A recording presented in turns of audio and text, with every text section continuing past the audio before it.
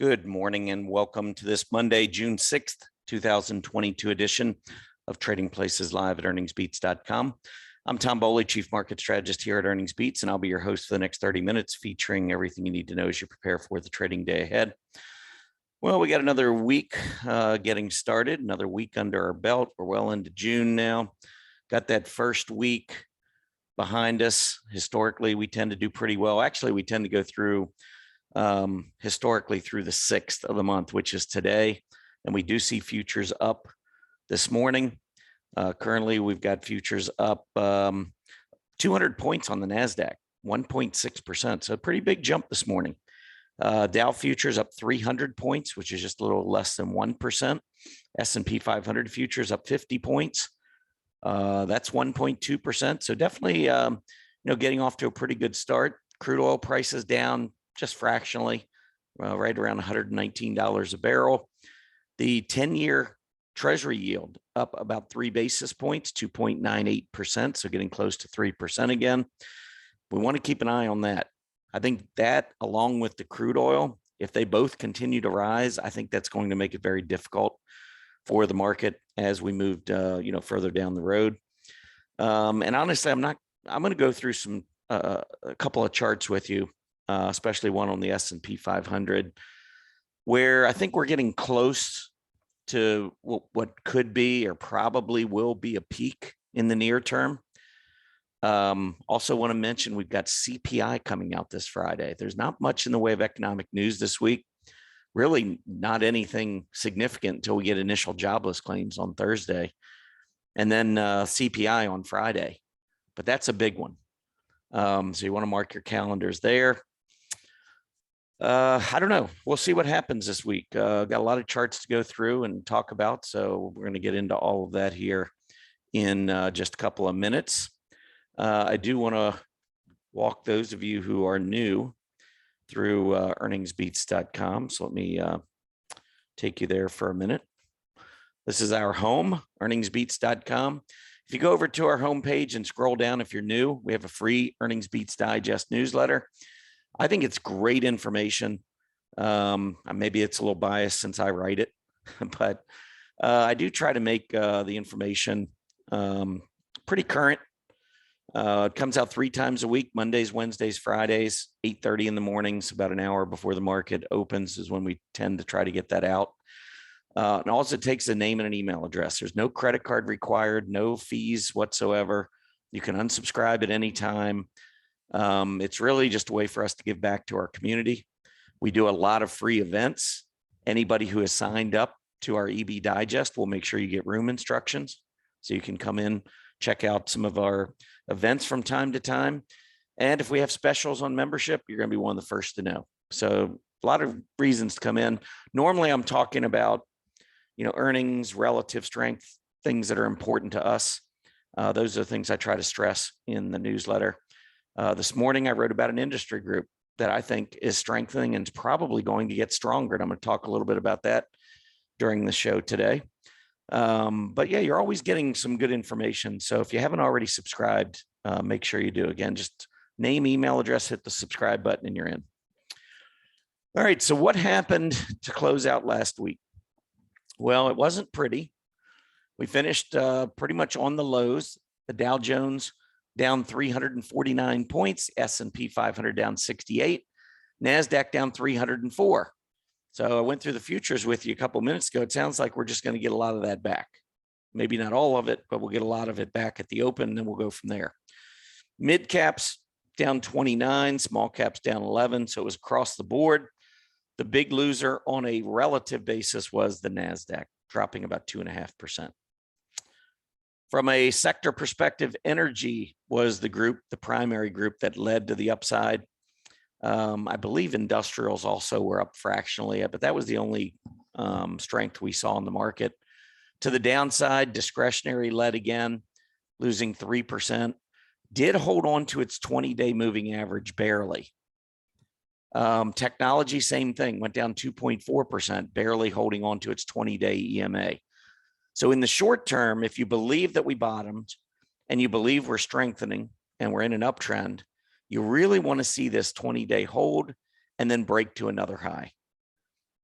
That doesn't mean that that doesn't guarantee the bottom's in, but it does show us at least that the market is in what could be an uptrend, because those are the things that should happen during an uptrend.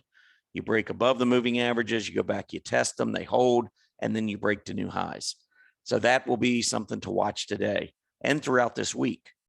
Can we continue to build on what we've seen here over the past couple of weeks? Technology, as I said, that went down 2.4%, just a little over its 20-day EMA. We did have bottoms in around 140, and we've gone up above there. I'm a little concerned about something triggering a gap down, because we had a gap up above the 20-day, and we saw that on the NASDAQ too. Gap up above the 20-day, and then we're just in this cluster.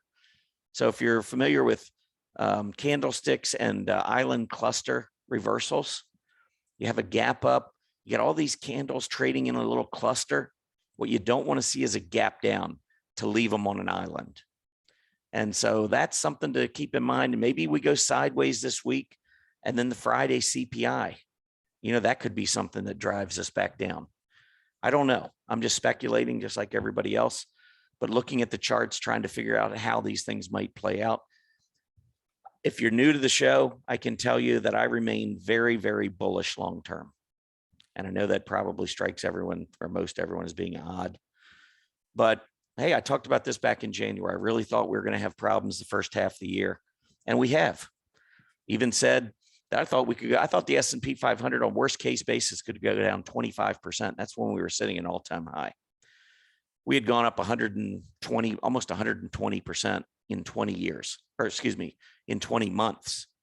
So less than 2 years, we had gone up, I think it was around 115%. It was just too much.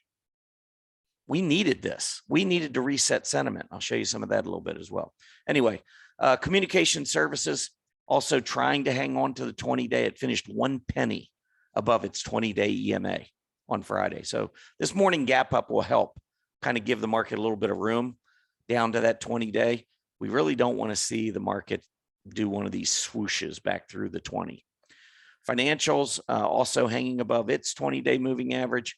Looking pretty good, but not a great day on Friday. 10-year Treasury yield. Get a quick update there. Yeah, right around 2.98% up. Well, 2.2 basis points right now. If we get back through about 3 or a little over 3 right here, you can see we gapped down to 3, and we've been struggling to get back through 3. We haven't had close over 3.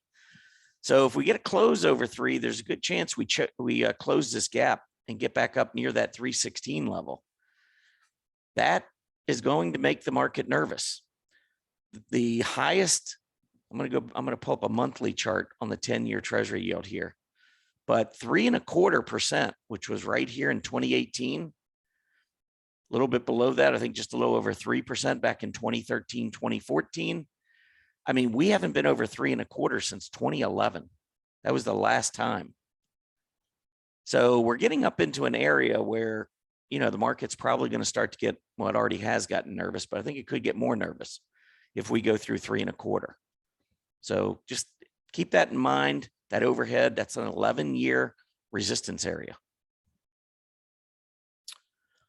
What else do we have on here? I think, again, just 3%, 3.16 and 3.25. Those are going to be the 3 big levels to watch if we continue in this uptrend. I think now the divergence is played out. If you've been a follower of the show, for the last several weeks, or 3 weeks anyway, 4 weeks, been talking about this higher yield, lower PPO, negative divergence, and how that typically plays out to a centerline reset and or a 50-day test. We got both of them. And now we're bouncing back off of that. So my baseball analogy is the games, it's a 3-game series, Friday, Saturday, Sunday. Here, it looked like, somebody was winning 10-0. Well, now the game's over and we start back 0-0. That's the reset. Momentum is back to even. When you get a PPO at the 0 line, it means your short-term moving average and your long-term moving average are the same. The PPO is nothing more than the difference. The default is the difference between the 12 and the 26 period EMA. In this case, daily chart. So it's 12, 26-day EMA. When it goes back down to 0, that means our 12-day and our 26-day EMAs are exactly the same. There's no momentum. Short-term moving average is the same as the longer-term moving average. Score is 0-0. Second game of the series. Forget about yesterday's game. You lost 10-0, but it's over. You're starting from scratch. Which way are we going to go? Well, it looks like we're going back up. And that's what I would have thought. Maybe just trade in this range for a while. And if we do break out, I think that could trigger more selling in the stock market. So we just want to be aware of it. Be aware that it's there. Be aware of your surroundings. All right, moving on. S&P 500. Always like to take a look here. Now, I'm going to annotate this for a second because I think there's just a lot of congestion on the chart right here. I mean, if you look back, we had a major bottom in February that came right at about this level right here. We bounced up, went up to 4,400, came back down, and look at all these candles in this range again before we finally broke out. Then we came down and once again held this 4,100, 4,150 area, same over here, just a little above. So this has been a pretty key area of support multiple times on the chart. And then look at all of this right in here again, 4,130 to 4,300. So we've got our futures up this morning. Looks like we're going to have a strong start to the day, probably going to be in this range. Maybe, I mean, we got the 50-day. We've also got this, we closed here at 4,300. We gapped down to about 4,270 and sold off hard. So we got a couple of gap resistance levels right in here, 4,270 and 4,300, 50-day at 4,250. Lots of reasons. I mean, you can see this bottom over here at 4,300, this bottom at 4,300. That was that neckline that I talked about back in, earlier in 2022. When we were at Market Vision 2022, I talked about maybe going down to 4,300 and bouncing. That's what we did. Then eventually we ended up going lower. But this is kind of a key area, I think, 4,300 if we were to get up there. Honestly, I don't think we're going to get up that far before we turn back down. And whether we go down to a new low, I don't know. I got a lot of questions, not a lot of answers for you, unfortunately. I mean, it's a difficult thing to say whether or not. I mean, I'm not seeing any corroborating signs that tell me the bottom is in, and that's what makes me nervous. I saw some money rotating back towards aggressive areas, but we normally see that. We saw that back in March when the market went up. What you want to see is the market going down and money starting to rotate into those other groups. That would get me very bullish. So, on one hand, I actually would like to see the market pull back and see that rotation take place. That would help me to feel like the next low is probably going to be the low, because there's no reason for Wall Street in this environment, in this downtrend, and when prices start to go lower again, if they go lower, there's no reason for Wall Street to be buying aggressive stocks unless we're bottoming. So that's what you want to watch to the downside. In the meantime, I think we got volatility. I think today we wake up, the futures are up 200. I wouldn't be shocked if tomorrow we wake up and they're down 200 or 300 or 400 or whatever. I think that's the kind of market we're in. So holding anything overnight, whether it's long or short, I think is just a big risk. But those are short-term trading concerns. They're not long-term buy and hold concerns. Long-term buy and hold, I said it at the beginning of the year, you're going to have a strong stomach, but if you're buy and hold, I'd hold through this because I think we go back to new all-time highs. I still think that. I know some of you think I'm crazy, and that's okay. Maybe I am a little bit. Just telling you what I think. I've had a pretty good track record. Doesn't mean I'm going to be right all the time, but I think the last couple of years throughout this pandemic, I think I've done as well as anyone calling this market. Got a lot of people thinking, oh my gosh, we got so many things going on with inflation and all. I think a lot of it's pandemic driven. I think the further we get away from the pandemic, the more and more of the inflation and all kinds of other issues will start to die off. But I did tell you everyone was going to get bearish. And I think everybody's getting more bearish. I mean, I can't stand to even read the headlines anymore. Now everybody's got these grand predictions about how far we're going to go down. Well, the S&P 500, we're already down. We already went down 20% in 4.5 months from the high. Look at history. It doesn't happen that often. 20% is kind of a big deal. And if you look at the NASDAQ, it's more like 30%. Now you might think, okay, yeah, but this one's different. This is like the financial crisis. This is like the dot-com bubble. Maybe some of you are thinking it's 1929 reincarnated. I don't know. I don't believe that at all. But those were like really major, serious, once in a generation kind of issues. As far as the Great Depression, that's once in a lifetime or 2 or 3 type of a scenario. I don't believe that. I guess I don't have that kind of bearish mindset to begin with. I think the market over the years has shown 20-25% is really, that's generally about all you're going to get to the downside. And it's really rare to get more than that. So I don't think this is going to last. I've said the summer could be rough. I do think, maybe we ultimately set a low in September. I don't think it's going to be any later than that, though. I really don't. I think the fourth quarter is going to be strong. So it's just a matter of for me in the short term, wondering, do we go back and retest this recent low? Do we go back and set a new low?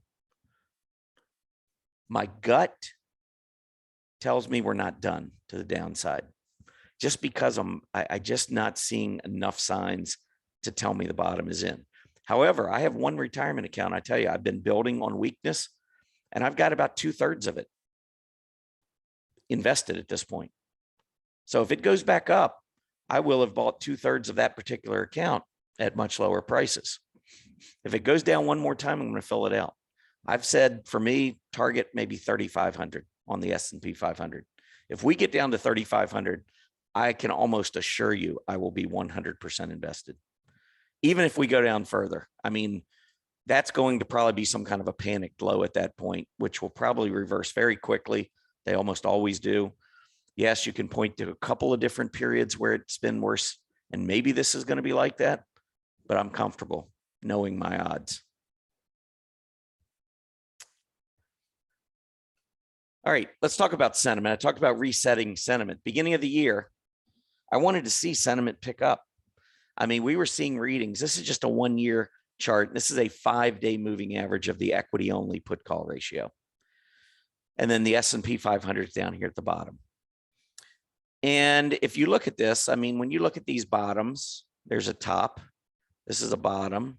Here's a top. I mean, went sideways a little bit, but then we went back down. Here's a bottom. Here's a top. Here's a bottom. Here's a top. Here's a bottom. Here's a top. Come over here. Here's a bottom. Here's a top. Here's a bottom. This is basically a top. Well, here looks like a bottom. So did we just top? I don't know. It's going to be interesting these next couple of days to see what happens. Looks like we've bottomed on the 5-day moving average. If that turns out to be the bottom, we're probably not going higher than what we just saw. So this gap up might be nice, but it probably isn't going to last. That's the way I would interpret this chart. Now, when you get the peaks, and especially when you start getting up here, 0.75, especially 0.80 is like a threshold where every major market bottom this century has occurred with a 5-day moving average of the equity only put call ratio of at least 0.75. We got there. So if that turns out to be our bottom, it will have generated enough pessimism based on all the other bottoms for it to be a true bottom. So I would say this sentiment, while I think it could still get a little bit worse, has gotten to the point where we could establish may have already established a major bottom. That's one signal. Like I said, there are other signals I've looked for I haven't seen. So that's what makes me a little skeptical. But I've been calling for more and more and more bearishness. This is how bottoms get marked. You don't have bottoms when everybody thinks the market's going to go higher. You have bottoms when no one thinks the market can go higher. And that's what sentiment tells us. I always, when we're in a bear market, I throw out the charts. I really do. I don't look for prior lows necessarily to mark bottoms.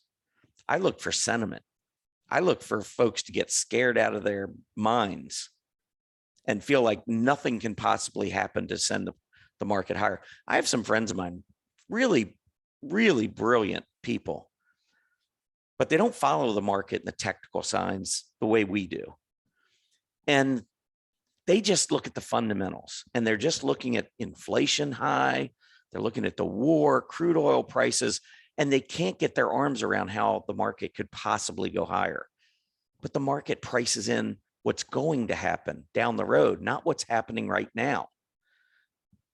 What we're getting right now is the reason why the market has dropped for 5 months. The market was pricing it in. Wall Street saw it coming. And I saw what Wall Street saw because I follow the charts. But this is helping. This movement up. Let me show you the next relative or next 5-day, or actually this is a 253-day moving average of the equity only put call ratio. So it's a very slow mover, but it's been very accurate in forecasting either rough markets or look out because the train is taking off from the station bull markets. I mean, when we top on this here, when we topped right here, look at how beautifully that called the bottom. This top was at this bottom. This top was a little late, but it caught this bottom. This top caught this bottom right before this move up. This top called this bottom. We're waiting for this top. And it doesn't have to be here, here, here, here, here, here, or over here. It can be wherever. It just needs to be a top. Now, I have a feeling that because these were the bottoms, as we move up, I'm looking for maybe a top in this area. And at the rate we're going, we could probably get there before September.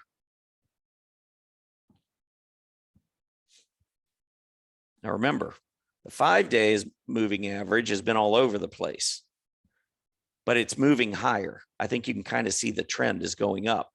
The 253-day is really smoothing it out. You don't have a lot of ups and downs and ups and downs. It doesn't look like this chart. This is more of a big picture. I wouldn't be trading off of this chart. This would be part of my big picture analysis. We're still rising. Sentiment still going, or the equity only put call ratio still going up on this long-term basis, meaning that the overall fear in the market is still building. That's a good thing if you're looking for a bottom or you're hoping for a bottom. And look what the market's doing. While this is going up, this is going down. Now, all of this in the trade war and the pandemic, I mean, this is kind of really choppy. I don't know that I'd pay a whole lot of attention to this, but I think these major ups and downs are very, very important in the market. We're going to reach a high on this number, and it's going to mark a bottom in the stock market. And when it does, you're not going to want to be betting against the stock market. Just leave it at that. All right, materials. I just wanted to show materials kind of quickly. They've been going sideways here from a price perspective, which isn't bad when you think about it, because the S&P 500 has been downtrending. I mean, here we were trying to break out above the January high. S&P 500 wasn't. So when you look at it on a relative basis, here's the XLB relative to the S&P 500. Beautiful move up. 2022. This is just telling us how much it's outperforming the S&P 500. You might look at this and say, wow, if I was in materials, I'd be making a lot of money. Well, that would be a false statement. I just showed you. Here's materials. It's going sideways. It's not going up. It's just doing a lot better than the S&P 500. So if your goal is to remain invested, but to outperform the S&P 500, then materials is an area of the market that you want to be interested in. Now, within that, we could look at the various industry groups within materials, and I'll go through those with you real quickly. This is the gold mining index, very strong, but then over the last month and a half, we've seen it pull back. Maybe we're getting ready to launch again from here. Doesn't look like a bad chart to me, by the way. Mining, same as gold mining, pretty much just a pull back to that rising relative 20-week EMA. Paper just broke out. Don't know if you realize this, 2.5-year relative high in paper. So international paper stock might come to mind pretty quickly. Containers and packaging. Downtrend's been broken. I think it's clearly trending higher now. Price action is above its relative 20-day, which is above the relative 50-day. The relative PPO, positive. I think containers and packaging looks good. Non-ferrous metals had its big move back in 2020 and 2021. Still not doing bad. And actually, it started to pick back up again here in May. So over the last month or so, been pretty strong on a relative basis. Not a bad group. Specialty chemicals. Look at this relative move up here. Challenging 2.5, 3-year relative high, almost there. Watch. Here's the absolute chart, by the way. A breakout above 1350 likely would result in a relative breakout. That relative PPO looks strong. Momentum here on a relative basis looks really solid. Aluminum, we're getting some relative profit taking. Group made a huge move, pulled all the way back here. That's a pretty big move back down, about 1/3. Maybe a good Fibonacci. I haven't pulled up a Fibonacci, but it might be a 38.2. But it's back down to a key support level. I wouldn't be surprised to see aluminum start to move back up again. Commodity chemicals. This is the one I wrote about in the EB Digest today. Look at this. Maybe you haven't noticed this group. I wrote an article over the weekend in Chart Watchers talking about 2 stocks that I thought were surprising charts. And I said in there, tune in for Monday's EB Digest, and I'll show you a surprising industry chart. Look at the relative strength over the last 3 months. This, I think, ranks, I want to say 7th out of 104 industry groups over the last 3 months. And you can imagine the 5 energy groups are above it. So outside of energy, I think there was only one other group of all the industry groups that have outperformed commodity chemicals over the last 3 months. So when you're looking at, one thing you can do is you go over and you look at scooter reports, and you could pull it up, scooter order, and type in commodity, and you'll see commodity chemicals coming up. These will give you the best companies to look at.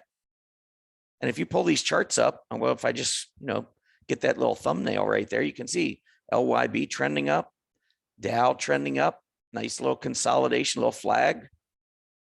LIN just recently broke out above that March high.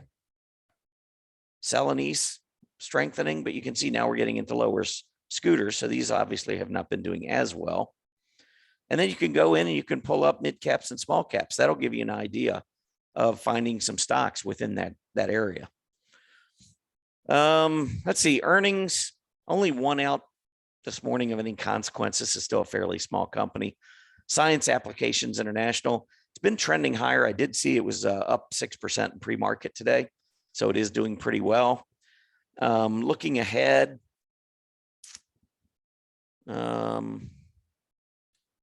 earnings coming up this week. Let's see, we got Coupa Software. I think they report after the bell today.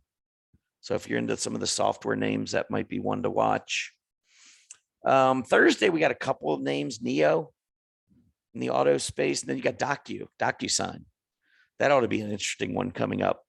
Wondering if that one's bottomed. We've seen Zoom, which seems to maybe have bottomed. Is DocuSign bottoming? I don't know. And then the 3 you must see. Let me give you 3 stocks here, and we'll wrap this up for today. Halliburton. I'm going to give you 3 that I think look really good, that are kind of waiting for a breakout. The first one is Halliburton. Had this move up. Look at the cup, little handle. Maybe we go down to the 20-day. I think that would be a great entry if we get down there. Or we might just go sideways here and just break out and take off again. So I think Halliburton's in a really nice cup formation here, little handle. So this is one I'd be watching. I mentioned to our members last week, Jinko Solar. Oh, look at the breakout here. This is the one I mentioned last week. I could see a breakout. Well, today could be the day. This is a huge area. Think about, let me show you the renewables. Here's Jinko relative to the renewables. So you got a leader within the renewables. The renewables themselves have started to move up. On a relative basis, renewables have moved up. And here's your leader. And by the way, we're getting a breakout today. But this one was just mentioned to our members last week. I don't know, Thursday in the daily market report. Maybe it was Friday, Thursday, Friday. I thinking it was Thursday. Anyway, Jinko Solar making that breakout. It looks like market just opened. Another one in the commodity chemical space. This is LXU, LSB Industries. This was a leader. This stock ran from 10 to 28 in 3 months. So it looks like it's not doing very well, but it needed consolidation. Look at the relative strength that it had versus the commodity chemical group. And so it's taken a pause, but I actually think it could make another move, and a breakout above 22 could be a real good sign. So those are three that I would be watching, and I think could do very well, although Jinko looks like it's making its breakout. All right, quickly, we'll take a look at the market, see what's going on. And NASDAQ opening up 200, S&P 40, Dow 165. NASDAQ getting a little relative love. Small caps, mid caps, maybe well, I was going to say they were getting a little relative love, but they're more back down toward the Dow. The VIX, look at that. VIX up 1% today. That's a little interesting, don't you think? Market's up and fear is rising. That makes me nervous.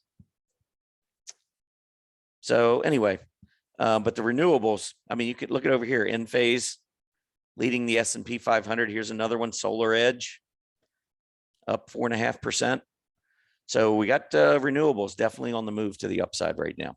Anyway, that's it for me. Appreciate everybody tuning in. I'll be back tomorrow over at Stock Charts TV. So if you go to hit Stock Charts TV tomorrow at 9 o'clock, you can listen to the next episode. I'll be back here at EarningsBeats for your next Trading Places Live here. That'll be on Wednesday morning at 9 a.m. And again, if you haven't already, go to EarningsBeats and sign up for our free newsletter. You'll get a lot of good information. Like I said, went through this chart on the commodity chemicals in this morning and talked about some of those individual stocks in that article as well. So I think it's a great, resource for those of you who like to trade, and even those who are investors. I'll have some interesting articles from time to time I think you'll enjoy as well. Anyway, have a great day, everybody. Happy trading.